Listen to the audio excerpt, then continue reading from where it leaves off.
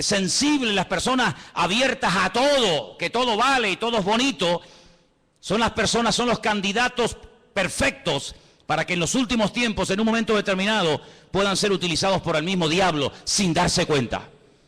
Fijaros que incluso ha habido personas con una gran comunión, con una gran relación con el Señor, que en un momento determinado hasta el diablo los usó y no se habían dado cuenta. Una de las personas que más cerca vivió del Señor durante su ministerio terrenal fue sin lugar a dudas el apóstol Pedro. Pedro fue un hombre que vivió muy cerca del Señor. Fue uno de sus discípulos, fue uno de sus hombres de confianza, junto con otros. La Biblia nos enseña que cuando Jesús comenzó a abrir su corazón y a dar unas pinceladas acerca del horizonte profético, acerca de lo que iba a venir, el apóstol Pedro, confundiendo esa sensibilidad o ese deseo de que no vengan cosas malas, entre comillas, le anima y le aconseja al Señor de que no vaya a Jerusalén y que no se deje matar.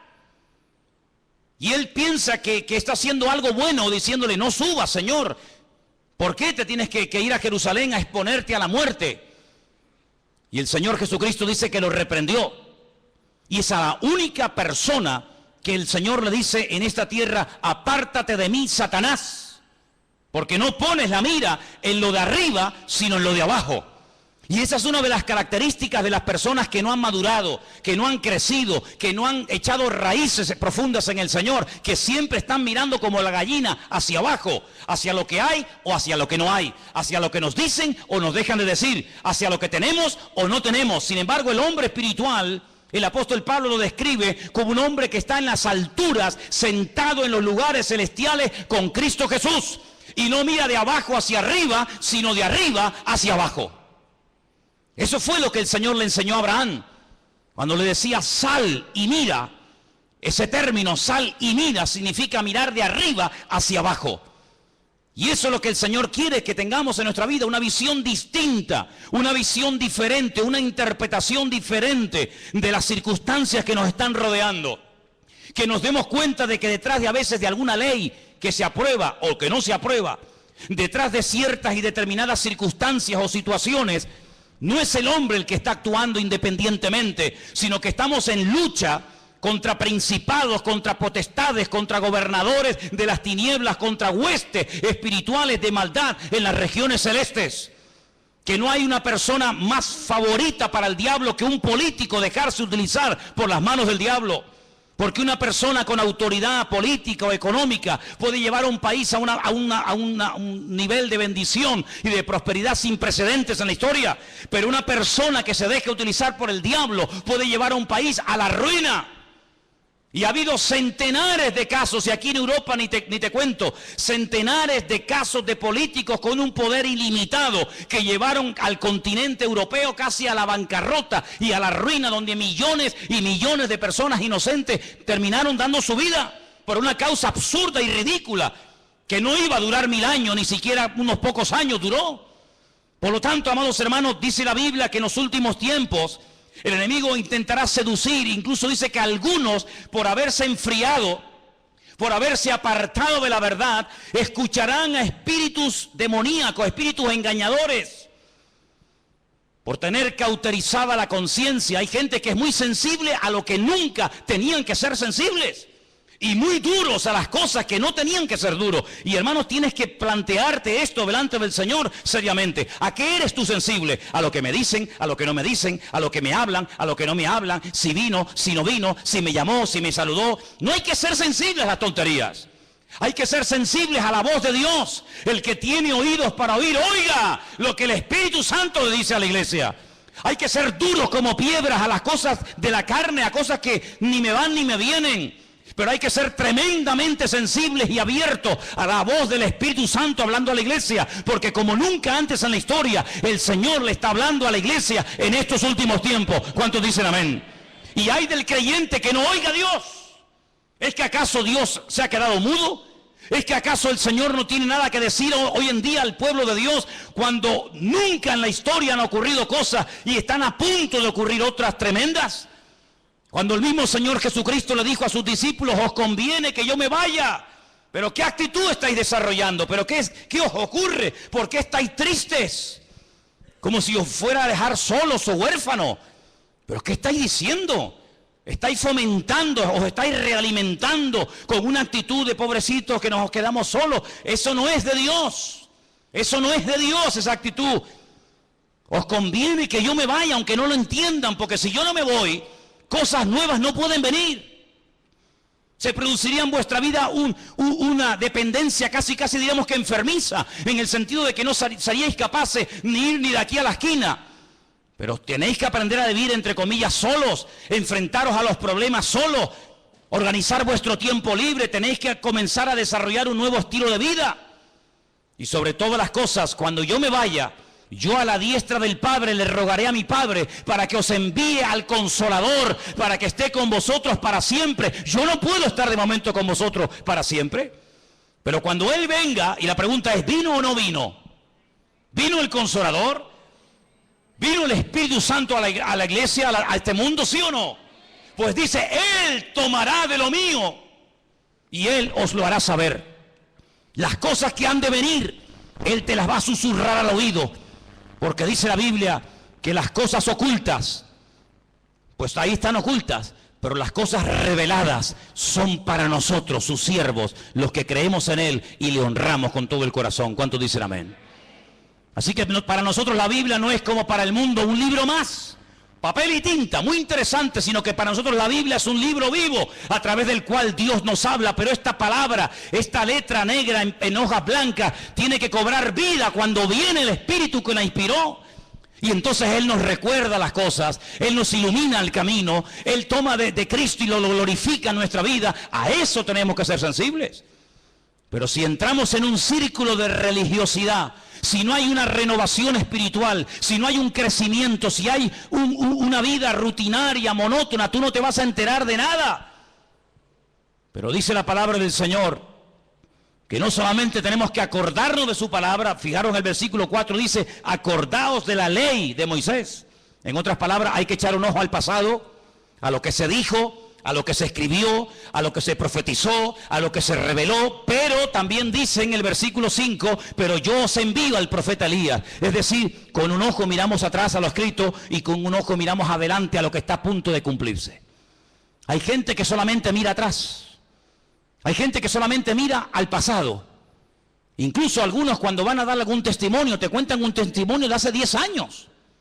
Que está bien, gloria a Dios, lo que el Señor hizo en tu vida hace 10 años. Me parece muy bonito. Pero ¿y hoy? ¿Hoy? ¿Tienes algo nuevo que contar? O cuando te pida un testimonio vas a subir aquí y me vas a contar cómo te convertiste y cómo Dios te sanó y cómo Dios te liberó hace 40 años. Y ahora ya tienes 40 años más y no hay novedad, no hay renuevo en tu vida. No, mirar atrás a lo que se escribió, mirar a mi siervo, mirar a las profecías. Pero no se olviden que también hay que mirar adelante a lo que viene. ¿Cuántos dicen amén? Y nosotros vamos a ser una generación que vamos a ver cosas que ninguna generación de la historia vio. Porque la Biblia dice que las cosas que ninguno vio, las cosas que ninguno oyó, son las que las verán y las experimentarán aquellas personas que aman al Señor. ¿Pero en qué estás metido tú? ¿Estudias la palabra? ¿Le preguntas cosas al Señor? ¿Le pides detalles? ¿Le pides información al Señor? Hermanos, cuando se captura a un soldado enemigo, se le interroga, se le saca información. ¿Dónde están los aviones? Dime, ¿dónde están las tropas? ¿Por dónde van a atacar? ¿Cuántos sois? ¿Cómo se llaman vuestros generales? ¿Qué planes tenéis? ¿Qué proyectos tenéis? ¿Qué día pensabais atacar? ¿Por tierra, por mar, por aire? Se le saca información. Nosotros tenemos la mejor fuente de información que jamás ser humano podría tener en esta vida. Y es la fuente genuina, la fuente verdadera. Y es la fuente de nuestro Dios. El que nos revela la verdad, el que nos muestra el camino. Lámpara es a mis pies tu palabra y lumbrera mi camino. Dice que es como una antorcha que alumbra en medio de las tinieblas para que aquel día no os sorprenda como ladrón en la noche. Nosotros podemos saber quién será y quién no será el anticristo, hasta cómo se va a llamar y cómo va a ser y cómo va a hablar y dónde va a vivir y qué va a hacer y dónde va a morir. Lo sabemos nosotros. ¿Por qué? Porque miramos a lo escrito, pero también miramos con suma cautela al futuro, porque sabemos que lo que se escribió se va a cumplir sí o sí en nuestros tiempos. ¿Cuántos dicen amén? Pero si gastas más tiempo en ver Supervivientes, El Gran Hermano y todas esas sandeces y estupideces que tienen a la gente atontada, incluso a muchos de ustedes que los tienen atontados perdidos, que os sabéis el nombre de todos los golfos y golfas de este país, que no han pegado un palo al agua en la vida, que viven del cuento, de Platón en Platón, de mentira en mentira, de engaño en engaño, que no han hecho nada, ni han estudiado, ni han trabajado, sino que se acostaron con uno y viven de lo que del pecado que hicieron. Si solamente dedicáis tiempo a eso y no a la palabra de Dios, aquel día a muchos de ustedes les va a sorprender como ladrón en la noche. Pero el Señor dijo, ustedes no pueden ser así. Ustedes tienen que estar velando y orando para que el diablo no os sorprenda y para que no os quedéis sin aceite, sino que viváis renovados. Ahora, ¿qué ocurre con este pueblo? Entró en una actitud muy peligrosa y contagiosa. Dejadme que os diga algo. La salud no se contagia. Usted está sano y se junta un enfermo y su salud no contagia, no contagia en el buen sentido de la palabra a ningún enfermo. Y aquí tenemos un gran enfermero entre nosotros que nos lo podría decir, y tenemos hermanos que entienden de esto. Usted va a un hospital, usted está sano, no tiene ninguna enfermedad, no tiene ningún problema, su salud no se transmite a nadie. Pero cuidado, hay algunas enfermedades que si no tomamos medidas preventivas, sí nos pueden ellos contaminar a nosotros. ¿Sí o no? Es una cosa increíble, ¿no? Como una manzana podrida puede afectar a todo un saco y no todo un saco a una sola. Es increíble, pero es así. Pero Dios nos habla a través de lo natural para que entendamos cómo funciona también el mundo espiritual. Ahora fíjense qué curioso, esta gente entró en una actitud de queja. Y la queja es el cáncer del espíritu que mata la fe del pueblo de Dios. Cuanto más se queje, más oportunidades tendrá el enemigo para afectarle su fe, para desconectarle del Señor, para nublarle la visión, para sacar conclusiones equivocadas, para ver lo que no es y no ver lo que sí es. La queja es un pecado terrible que ha afectado a millones de seres humanos, pero lamentablemente de ministerios, de líderes de alabanza, de líderes de jóvenes y de creyentes en toda la faz de la tierra. Y a veces hablas con un creyente y habla exactamente igual que un inconverso, menos cuando entra al culto, que parece que se transforma y comienza en ese tiempito a comportarse como un cristiano, pero lo sacas del ambientillo y habla igual, se comporta igual, actúa igual, piensa igual, sus metas son exactamente iguales. ¿Por qué? Porque ha habido un cambio tal vez exterior, pero no ha habido un cambio, una transformación en lo más profundo de su corazón. Y quiero leerles un versículo en esta tarde que se encuentra en el libro de los Hechos. El libro de los Hechos, lo había apuntado por aquí. Un versículo muy interesante. Cuando Pedro está predicando su primer mensaje en el día de Pentecostés, en Hechos capítulo 2. Hechos capítulo 2.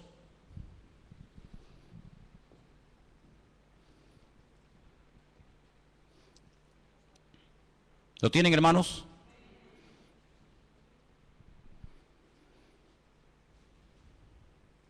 En Hechos capítulo 2 el apóstol Pedro se pone de pie y le dice a los creyentes que estaban en aquel lugar: ustedes lo que tienen que hacer es un cambio de actitud ya.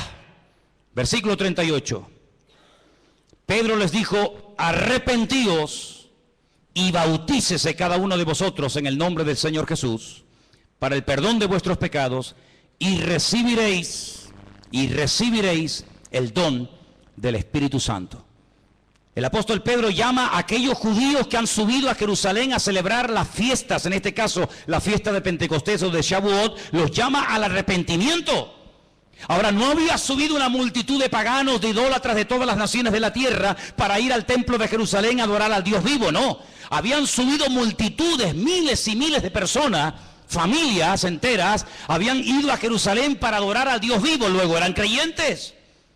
No eran paganos, no eran idólatras, eran personas que viajaban de España, de Italia, de Grecia, de Babilonia, de Irán, de África, de todas partes del mundo, días, semanas enteras para ir a Jerusalén a adorar a Dios. Y a esas multitudes que iban cargados con sus ofrendas, con sus diezmos, a esas multitudes Pedro les dice: arrepentíos.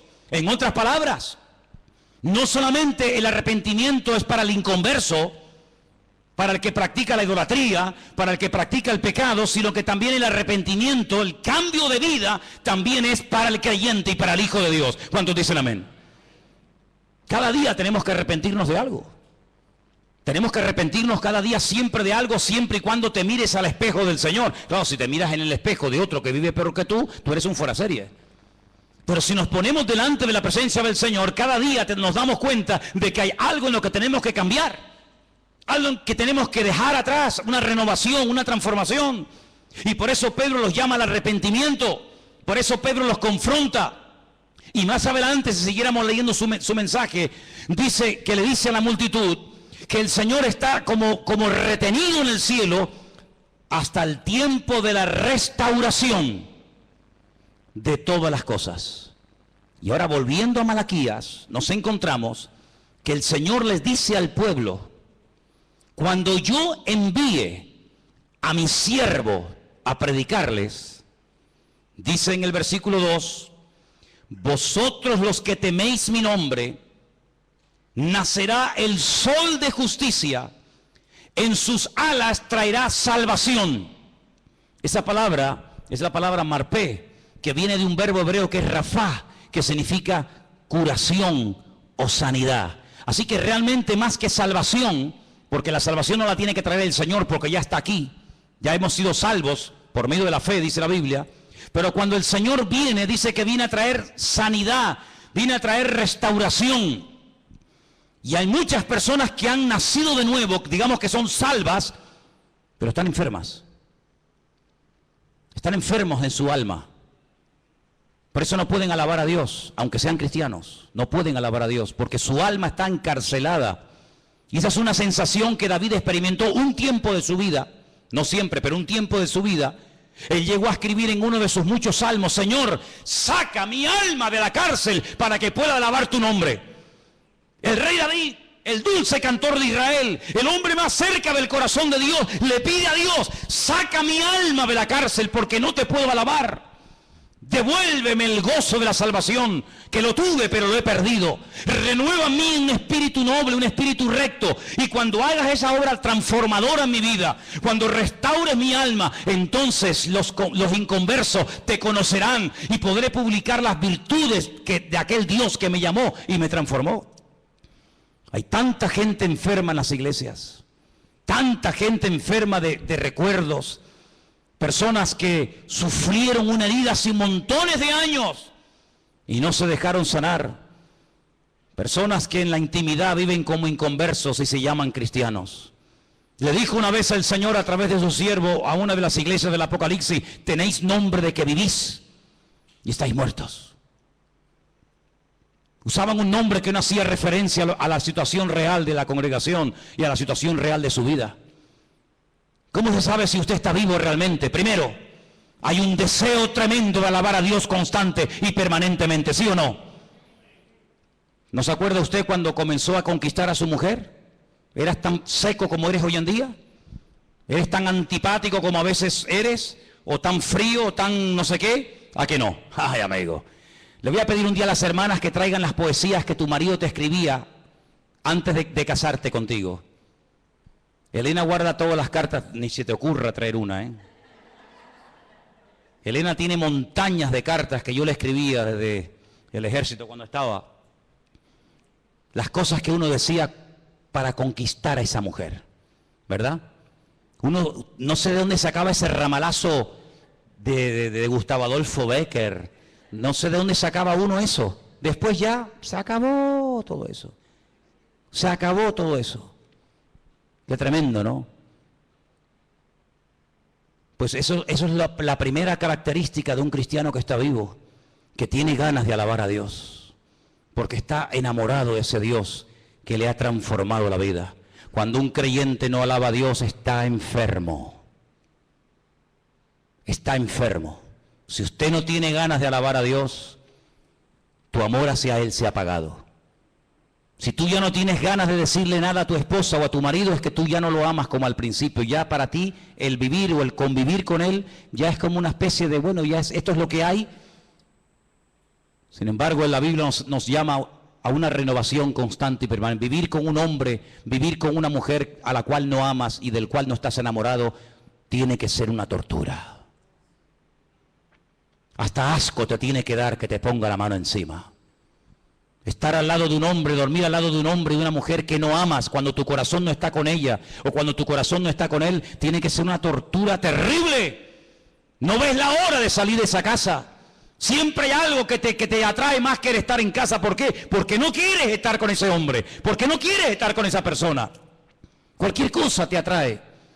Sin embargo, cuando estás enamorado de él o de ella, ay amigo, las horas son segundos, ¿a que sí? Pero cuando no hay amor, los segundos te parecen eternidad. Eso es lo que pasa con el Señor. Lo segundo que pasa cuando uno está enamorado del Señor es que le quiere hablar a todo el mundo de lo que tú tienes. Al amigo, al vecino, al compañero de trabajo, al primo, al cuñado, al de arriba, al de abajo, a todo el mundo. ¿Por qué? Porque quieres como que todo el mundo ame y sirva al Señor como tú lo estás haciendo. Pero cuando una persona no le habla a nadie del Señor, es porque no está orgulloso y no quiere presumir del Señor que tiene. ¿No tienes nada que decir? ¿Qué le voy a contar yo a mi vecino de Dios si yo ni siquiera le conozco? ¿Qué le voy yo a hablar a mi vecino del amor a Dios cuando yo ya ni le amo tanto, ni le alabo, ni le adoro? Es otra característica. Y podríamos hablar de muchas. Por eso el Señor le dice, mira, lo que a ustedes hace falta es una renovación espiritual. Y entonces dice que les enviaría el profeta Elías. Y ahí se produciría una restauración en el seno de la familia. Lean conmigo el versículo 5. 4:5 de Malaquías. He aquí, yo os envío al profeta, ¿qué dice? Elías, antes de que venga el día del Señor grande y terrible. ¿Saben que hasta el día de hoy Israel está esperando a Elías? En todas las sinagogas del mundo, en todas. Hay una silla muy bonita, enorme, en la cual nadie se sienta. Algunas veces la forran hasta con plástico para que no se eche a perder, ni se manche, ni se ensucie. Y cuando preguntas, esta silla tan grande, tan diferente a todas las demás, ¿esto qué es? Te dicen, esta es la silla donde se sentará el profeta Elías cuando venga. Y dice la Biblia que una de las cosas que haría Elías sería hacer volver el corazón de los padres hacia los hijos y el corazón de los hijos hacia los padres. Esa es una reconciliación de generaciones. Una reconciliación entre el pasado y el presente. Una reconciliación en la familia. Qué triste cuando a veces se han dividido iglesias y unos miembros de una familia están en una congregación y otros miembros de la misma familia están en otra congregación. Y salen el domingo de la casa y unos se van con papá a un culto y otros se van con mamá o con el primo, con el tío, yo qué sé, se van a otra iglesia. ¡Qué terrible! Qué terrible que ni siquiera son capaces los miembros de una misma familia ir a un mismo lugar a alabar al Señor. El Evangelio, en vez de unirlos, los ha separado. El Evangelio, en vez de poner amor entre ellos, ha puesto un distanciamiento que aunque viven bajo el mismo techo y comen en la misma cama, o en la misma mesa y duermen en la misma cama, hay un abismo entre ellos. Y el Señor sabe que una familia dividida es una familia que no tiene nada que aportar a una congregación. Porque nosotros somos en la iglesia un conjunto de familias que no venimos aquí solamente a recibir, sino venimos a dar. ¿Pero a dar qué? Si no tenemos nada para dar, ¿qué es lo que vamos a dar? Por eso qué gran diferencia entre la filosofía de vida del judío en el tiempo del templo y la filosofía de vida de los creyentes hoy en día en esta era del Evangelio de la Gracia. El judío iba al templo a dar, el judío viajaba días, semanas para ir al templo a dar, para ir al templo a adorar. El creyente viene al templo generalmente para recibir, a ver de qué nos va a predicar hoy el pastor. A ver quién va a predicar hoy, a ver cómo está el culto hoy. Y entonces depende de cómo ha ido el culto, depende de cómo ha ido el mensaje, te afectará para bien o para mal el resto de la semana. Y eso es algo que tenemos que corregir inmediatamente. ¿A ti qué más te da quién predique o quién no predique el domingo? Y si predicó bien o predicó mal. Nosotros no venimos para ver a un hombre, nosotros no venimos para escuchar a una persona, nosotros venimos para traerle alabanza, para traerle gloria, para traerle todo lo que tengo en mi vida a nuestro Dios. Y si todos viniéramos para dar, no nos preocuparía ningún detalle que no haya salido como nosotros creíamos que tenía que haber salido, porque no vinimos a eso, no vinimos a cuestionar, vinimos a dar honra y alabanza al Señor. ¿Cuántos dicen amén? Algunos dirán, bueno, esto que vas a decir ahora no es aplicable. Ya vas a ver que sí, es muy aplicable. El Señor un día se paró, dice, para ver cómo la gente venía al templo a ofrendar. Y al final de todo se reúne con sus discípulos y les revela algo tremendo. Y les dice, ¿sabéis? La cantidad de gente que ha pasado por el alfolí trayendo sus ofrendas y sus diezmos, ¿sabéis? De toda la multitud, ¿quién ha dado más? Los discípulos no contestaron, tal vez tuvieron miedo de dar una respuesta equivocada. El Señor le dijo, esta mujer, esta, la viuda, que ni siquiera la Biblia nos dice cómo se llamaba, esta es la que más ha dado. Unas moneditas. Pero ¿sabes qué? Todos estos que han pasado antes que ella han dado de las sobras. Y cuando uno da algo que le sobra, tú no estás dando nada. Si tú tienes ropa que ya no usas en tu casa y la das al rastro, tú no estás dando nada, tú te estás desprendiendo de lo que ya no te gusta ni lo que ya no quieres usar. Dar es cuando dice mi mejor traje, mi mejor corbata, mi mejor pantalón, mi mejor lo que sea, yo lo doy a un hermano ahí donde te duele, porque estás dando lo que te gusta, lo que amas, lo que aprecias, pero dar ropa vieja, dar ropa que está sucia, dar ropa que es del año catapum, dar ropa que te da vergüenza ponértela, tú no estás dando nada, te estamos haciendo un favor nosotros con sacarte la basura que ya no te quieres poner. Y encima después presume de, no, yo he dado. ¿Tú qué has dado? Tú no has dado nada.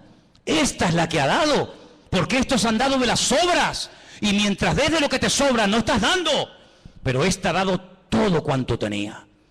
Así que el Señor no solamente ve cómo damos, sino por qué damos y cómo damos. La actitud de esta mujer es la que le tocó el corazón al Señor y no la de todos aquellos religiosos que de cara a la galería presumían de que habían dado, pero sin embargo ella dio, dice, de una forma que impactó el corazón del Señor. ¿Cuántos dicen amén?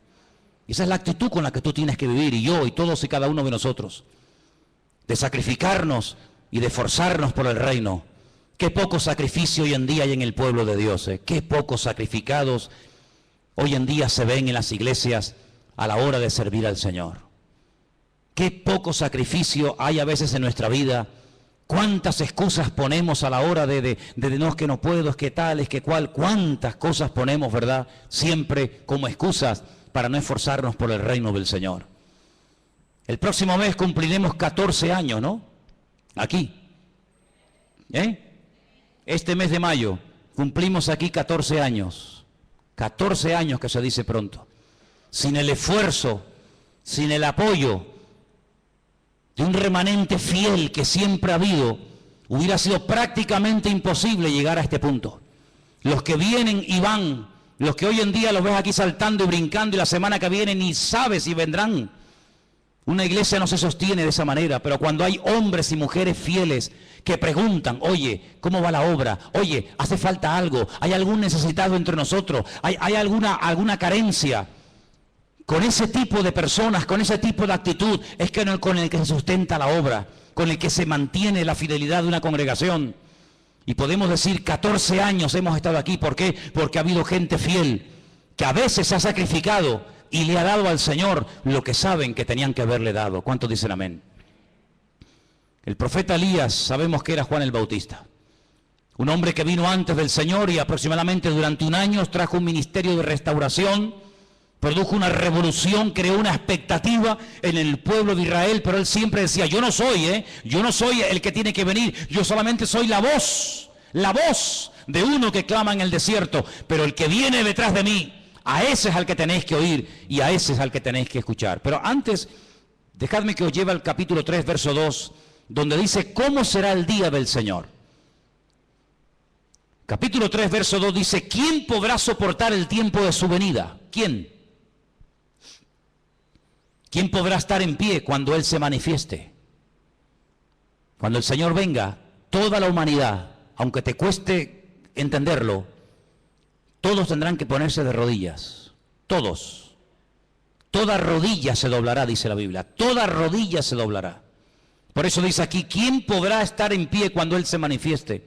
porque Él es como fuego purificador y como jabón de lavadores. Es decir, que el día del Señor será para lavar, será para quemar la escoria, será un tiempo de purificación.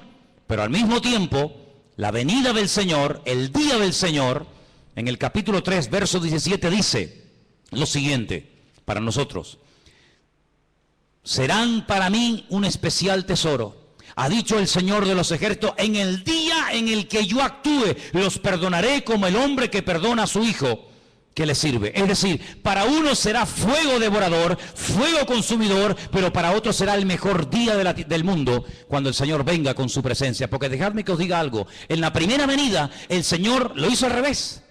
Es una cosa curiosa. En la primera venida el Señor no quitó el pecado.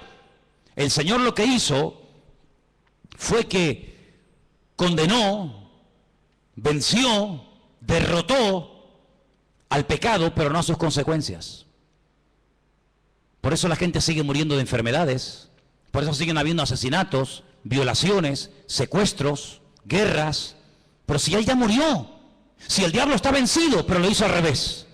Las consecuencias se eliminarán, desaparecerán en su segunda venida.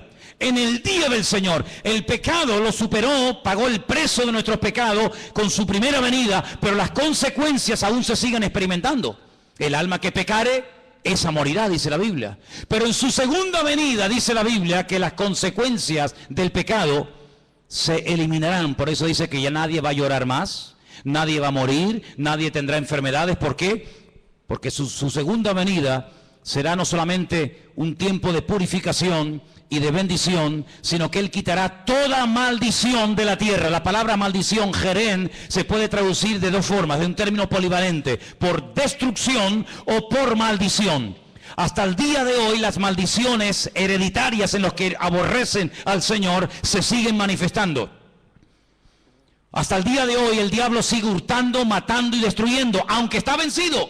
Pero en su segunda venida, cuando lo ate y tiempo más adelante lo echa al horno de fuego, dice la palabra de Dios que nunca más habrá maldición, ni muerte, ni traiciones, ni violaciones, ni asesinatos, ni enfermedades, ni despedidas, ni nada, sino que la obra del Señor será una obra totalmente completa.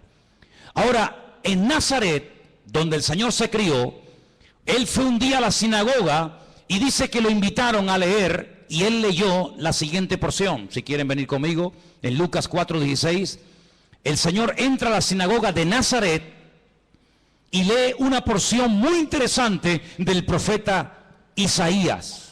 Y dice lo siguiente, Lucas 4, versículo 16. Vino a Nazaret, donde Él se había criado, y en el día de reposo entró en la sinagoga conforme a su costumbre y se levantó a leer. Es decir, que el Señor entraba a la sinagoga y no pasaba desapercibida su presencia. Él participaba leyendo, orando, sanando. No vemos al Señor de una forma ahí oculto en la sinagoga, sino que cada vez que lo vemos en el interior de una sinagoga, lo vemos siempre haciendo algo. Y en este caso dice que se levanta a leer y se le dio el libro del profeta Isaías. Y habiendo abierto el libro, halló el lugar donde estaba escrito. Escuche, esta es la porción, qué bueno que lo tenemos en la Biblia, sabemos lo que él leyó ese día, y fue esto: el Espíritu del Señor está sobre mí, por cuanto me ha ungido para dar buenas nuevas a los pobres. Me ha enviado a sanar a los quebrantados de corazón, a pregonar libertad a los cautivos, vista a los ciegos, a poner en libertad a los oprimidos y a predicar el año agradable del Señor. Enrollando el libro se lo dio al ministro y se sentó, y los ojos de todos en la sinagoga estaban fijos en él. Comenzó a decirles: hoy se ha cumplido esta escritura delante de todos vosotros. Esa escritura que el Señor leyó se encuentra en el libro del profeta Isaías, capítulo 61. Cuando lleguen a casa, buscan Isaías 61, versículo 1 y versículo 2. Y se van a dar cuenta de que el Señor hizo algo muy interesante, que generalmente no se suele hacer. Cuando yo le pido a un hermano, a alguien que suba aquí a traer una lectura, el hermano lee los versículos completos. Nunca ningún hermano subirá a la plataforma y leerá los versículos, digamos, como cortados. Bueno, leo desde aquí hasta aquí, pero el resto del versículo no lo leo. El Señor sí lo hizo. Si ustedes después comprueban en casa, la lectura que él lee de Isaías 61, él la corta.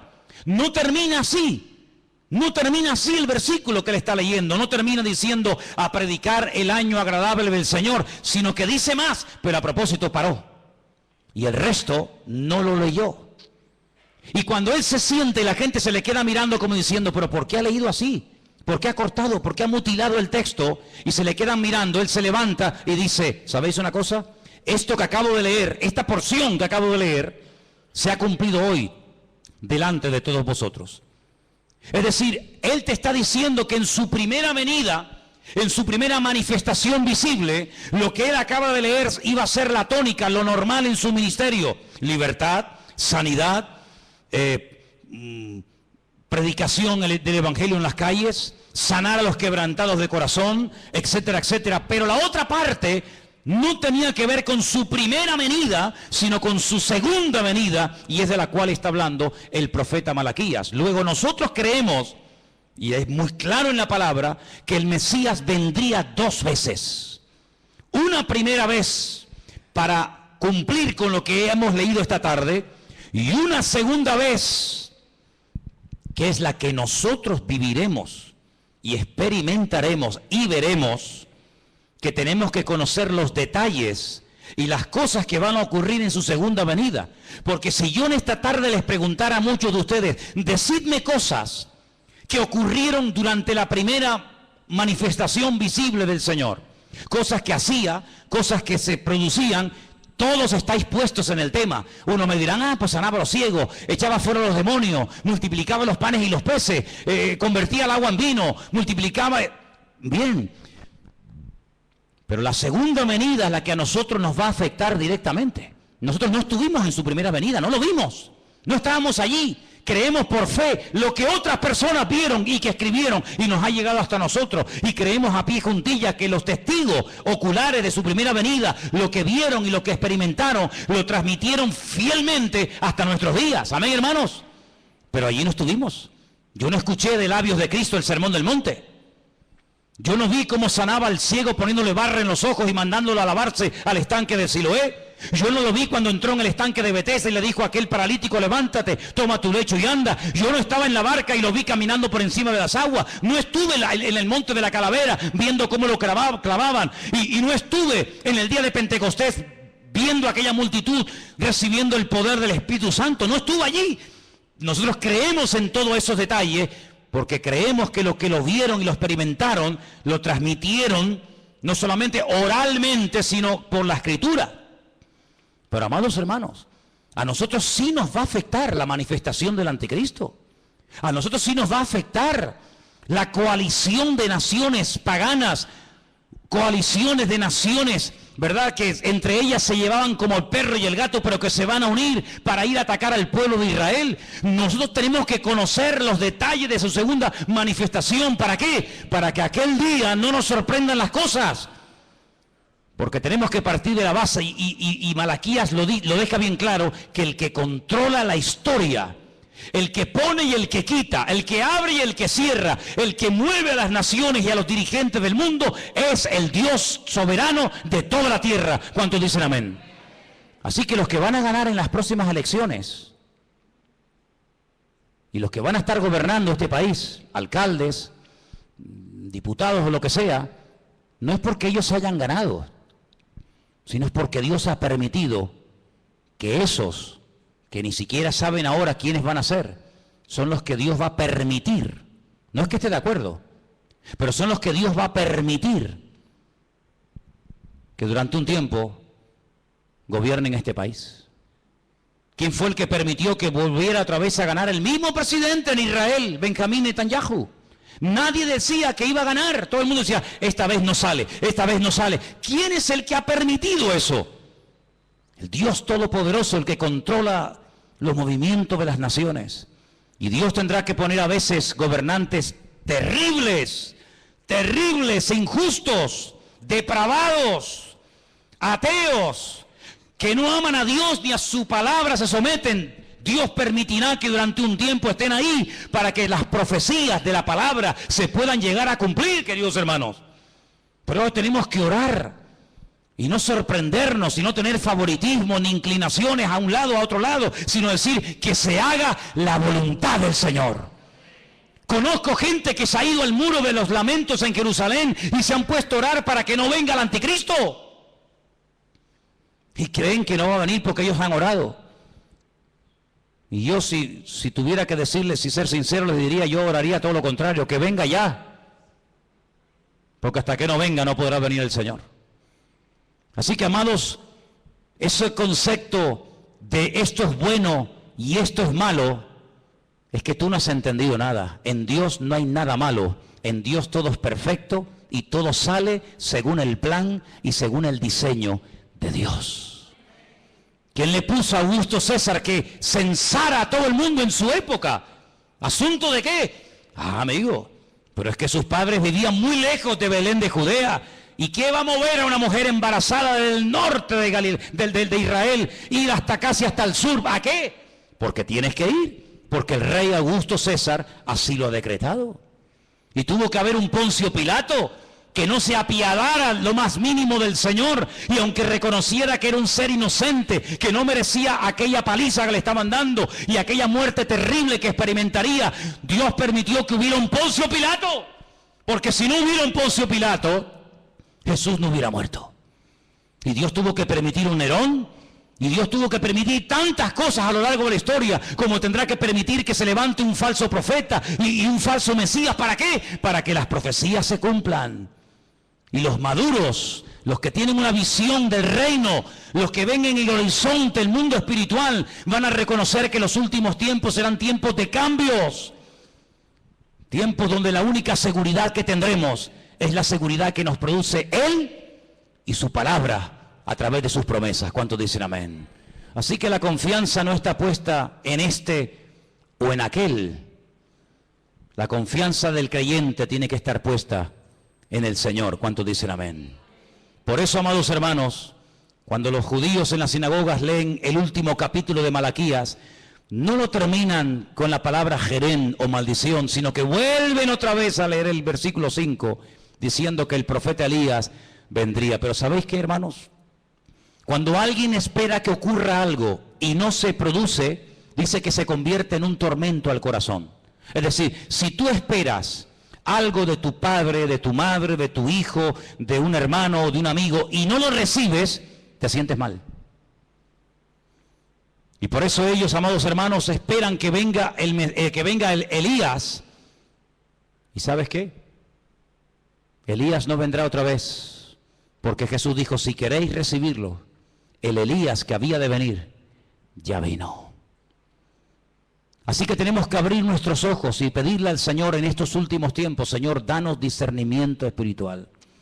Abre nuestros ojos para que detrás de ese chico, detrás de ese político, detrás de ese alcalde, detrás de ese gobernador, veamos tu plan y tu proyecto. Porque les digo algo, los tiempos se acortan y Dios ya tiene muchas ganas de mandar a su Hijo para llevarnos con Él a su presencia por la eternidad. El apóstol Juan terminó su libro en la isla de Patmos diciendo, ven ya, Señor, ven ya, Señor, ven ya, Señor. Ya han muerto todos mis compañeros, ya han muerto miles de hermanos, ven pronto, Señor Jesús. Pero dice la Escritura que Él no retarda su promesa como algunos la tienen por tardanza, sino que Él es paciente y misericordioso, dando oportunidad tras oportunidad para que aquellos que aún no han cambiado, que no se han arrepentido y que no han decidido seguir al Señor, tengan cada día una oportunidad de poder hacerlo. Cierra tus ojos ahí donde estás. Ahí donde estás. Yo te hago una pregunta en esta tarde. Y la pregunta es muy clara y muy directa. ¿Te estás preparando para la venida del Señor? ¿Te estás preparando espiritualmente? ¿Estás preparando tu corazón, tu mente? ¿Te estás preparando para la venida, para el día del Señor? Porque si no te estás preparando para su venida, entonces ¿para qué te estás preparando? ¿Es que acaso hay algo más importante? ¿Es que tienes tú otros planes diferentes a los que Él tiene para ti? Esa es la cruda realidad de muchos creyentes hoy en día, que tienen sus propios planes, sus propios proyectos personales, y por eso las cosas del reino no les entusiasman. Y como dijo alguien, donde no hay entusiasmo por la obra de Dios, no se puede esperar bendición. Donde hay bendición es donde creamos una atmósfera, una expectativa de querer recibir el toque de Dios. Así que, amados hermanos, vamos a prepararnos. Vamos a dedicar un poquito más de tiempo a nuestro Dios. Es tremendo que en el siglo XXI todavía tengan que haber pastores que a los cristianos, a los ungidos, les tengan que decir, con lo que está cayendo, orar un poquito más, hijos. Congregaros un poquito más. En pleno siglo XXI, que todavía se tengan que predicar este tipo de mensajes, es algo increíble. Si nuestros hermanos del siglo I nos vieran, si nuestros hermanos vieran cómo viven los cristianos de la última generación, seguramente se quedarían sorprendidos. Porque ellos hasta se saludaban con el Maranata. Él viene, Él viene. Y nosotros ya muchas veces ni el famoso Dios te bendiga, hermano, ni siquiera algunos lo saludan o lo usan. El paz, shalom, bendiciones, ya en algunos ya ni existe esa expresión, sino que las típicas preguntas: ¿cómo estás? ¿Ya tienes trabajo? ¿Ya pudiste pagar el alquiler? ¿Cómo está tu niño? ¿Cómo le van los estudios? Qué diferentes somos, qué distintos somos. Pero, amados hermanos, los creyentes del siglo XXI, vamos a ver cosas que ningunos hermanos del pasado vieron. Profecías que durante miles de años han estado dormidas, comenzarán a cumplirse delante de nuestros ojos. Y solamente para aquellos hombres y mujeres que le aman y le sirven de verdad, solamente para ellos, la bendición de Dios les alcanzará. Algunos esperan que venga Elías, otros esperan que gane este partido o el otro, otros esperan que venga trabajo, otros esperan que ciertas y determinadas leyes se aprueben o no. Nosotros esperamos en Dios, nosotros esperamos solamente en Él. Encomendamos a Él nuestro camino, confiamos en Él, y tú lo harás como tú quieras, Señor. Te pedimos por el futuro de este país, Señor. Te pedimos por este país pagano, rebelde y soberbio. Te pedimos por este país que le ha dado las espaldas al Señor, al Creador del universo. Te pedimos, Señor, que desde la Casa Real hasta el presidente del gobierno y todas y cada una de las autoridades civiles y militares de este país se doblen delante del Señor y le pidan perdón por haber masacrado a millones de personas a lo largo de la historia en nombre de la religión. Te pedimos, Señor, que traigas un espíritu de arrepentimiento a España y que los líderes reconozcan que sin Dios este país no tiene remedio y esta nación nunca levantará cabeza hasta que le pida perdón a Dios, le pida perdón al pueblo de Dios, le pida perdón a Israel y se humillen delante del Señor y se desprendan de toda la idolatría que han fomentado y han mantenido durante siglos y siglos. Trae, Señor, un espíritu de arrepentimiento a España. Nosotros, Señor, oramos y te pedimos perdón No deberíamos ser nosotros, pero lo hacemos. Y pedimos perdón, Señor, por la sangre inocente que en este país se ha derramado, por la gente que ha muerto en la hoguera, por leer la Biblia, por ser judío, por ser un verdadero hijo de Dios. En esta tarde, Señor, nos humillamos delante de tu altar y pedimos, Señor, que esos lugares, esos principados, esos lugares de culto, de adoración pagana, como es Santiago de Compostela, como es la Basílica del Pilar en Zaragoza, como es la Almudena en la capital de España, Madrid, como es la Macarena en Sevilla, como es la Virgen de Candelaria aquí en Tenerife, como es la Virgen del Pino en Las Palmas y tantos lugares de paganismo y de idolatría.